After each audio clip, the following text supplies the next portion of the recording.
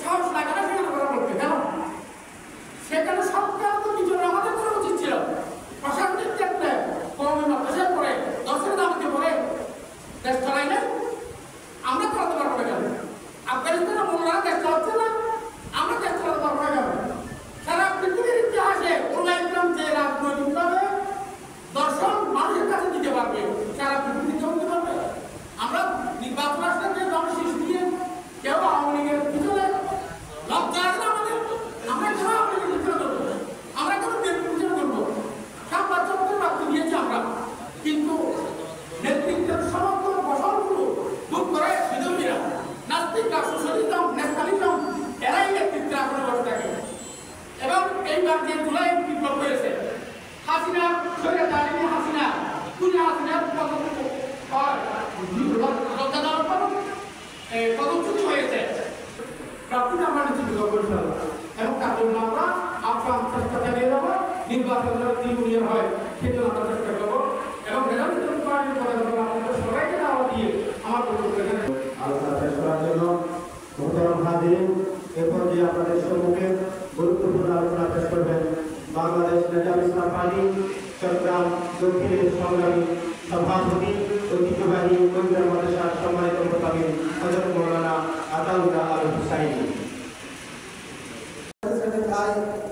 একটা কোনো ইঁদুর দেখে বলে বাপরে বাপ, খন্দা রেখে খন্দা খাবো, খন্দা করে লাভ। এখন নিজাম ইসলাম সম্পর্কে বলবো নাকি মুরব্বীদের সামনে কিছু কথা বলবো? যারা আমার পূর্বে বক্তারা বলছেন, কেউ নিজাম ইসলামের কাপাল করছেন, কেউ নিজাম ইসলামের তারিফ করছেন, কেউ নিজাম ইসলামের তারিফ করছেন, ওলামা ইকরাম সব আছে। আমি একটা কথা বলবো পার্টি সম্পর্কে, আর একটা কথা বলবো মুরব্বীদের সামনে, দুইটা বলবো। যদি আমাদের বিষয় চলে যেত আপনার এটাই আলোচনা করতাম। এক নম্বর, নিজাম ইসলাম পার্টি আমরা সবাই জানি, কিন্তু কেউ যদি নিজাম ইসলাম পার্টি না করে, মুখলিস যদি একজনও থাকে, নিজাম ইসলাম পার্টি কেমন পর্যন্ত কায়েম এবং দায়েম থাকবে ইনশাআল্লাহ। আমরা সব কিছু অনেক কিছু দেখতে পাচ্ছি, এখানে আসলে আমাদের যুবক মকিন দ্বারাই মকান ফজিলত, মকান দ্বারাই মকিনের ফজিলত। আপনি এত বড় বাংলাদেশের একজন লিডার হয়েছেন, খাস সাহেবরা থেকে আপনি লিডার হয়েছেন, আজকে সেই কথা বলে গেছেন, সেই কথা আপনি বলে গেছেন আইবুল ইসলাম মুমতাজ সুয়াদিন হয়ে ইয়াদ তুজকো খাতিরে ঢালি হবে, কথা তো ওই বলে গেছেন আপনি। আর তুই স্বপ্ন দেখছেন আমরা আল হুসাইনি সাহেবকে। মোহতারাম হাজিরিন, এরপর যে আপনাদের সামনে গুরুত্বপূর্ণ আলোচনা পেশ করবেন ঐতিহ্যবাহী মাদ্রাসার স্বনামধন্য মুহাদ্দিস বিশিষ্ট আলেম দ্বীন উস্তাদুল উলামা হযরত মাওলানা নুরুল হক সাহেব।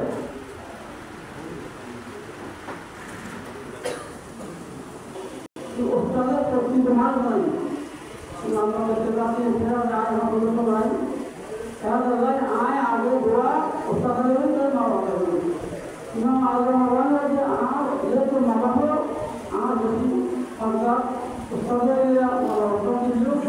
একসাথে মামলা একটা আমি আমার জন্য যারা আলো মাথা তো বাসকালীন সাবেক সভাপতি হেফাজত ইসলাম বাংলাদেশ, বাসকালীন সংগ্রামী সভাপতি, অত্র জামিয়ার সাবেক মুহতামিম এবং সদর মুহতামিম, আজকে সভার এক অধিবেশনের সম্মানিত সভাপতি হযরতুল আল্লামা নুরুল হক শরীফ সাহেব দামত বরকাতুহু, নুরুল হক শরীফ সাহেব দামত বরকাতুহু।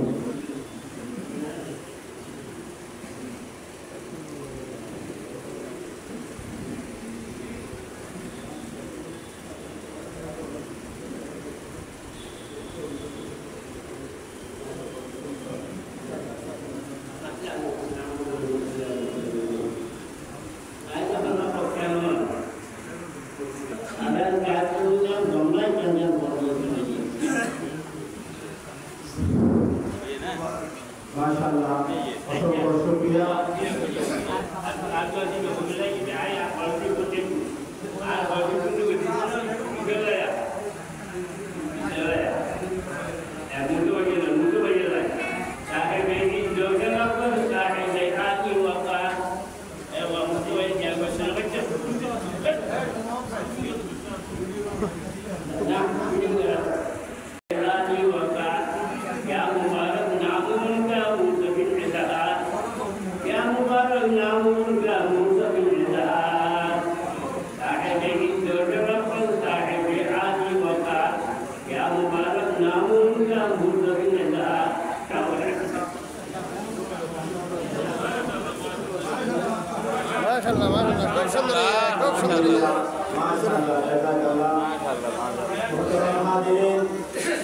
আমাদের সবাই সংক্ষিপ্ত আমাদের মধ্যে অনেক গুণী জ্ঞানী এবং সাবেক দায়িত্বশীলরা আছেন। সময়ের সংকীর্ণতার কারণে অনেকেই সময় দিতে পারছি না, একটু ক্ষমা দৃষ্টিতে দেখবেন। এরপর আমাদের সম্মুখে বক্তব্য রাখবেন বাংলাদেশ নেজামী ইসলাম পার্টি কেন্দ্রীয় কমিটির স্বাস্থ্য বিষয়ক সম্পাদক বাসকালীন কৃতি সন্তান হযরত মাওলানা কারি ফজলুল করিম জিহাদি। হযরত মাওলানা কারি ফজলুল করিম জিহাদি। তারুণ্যের অহংকার, মজলুম জনরেখা, বাংলাদেশ নিজামী ইসলাম পার্টির কেন্দ্রীয় সংগ্রামী মহাসচিব প্রধান অতিথির আসন অলঙ্কিত করেছেন। মঞ্চ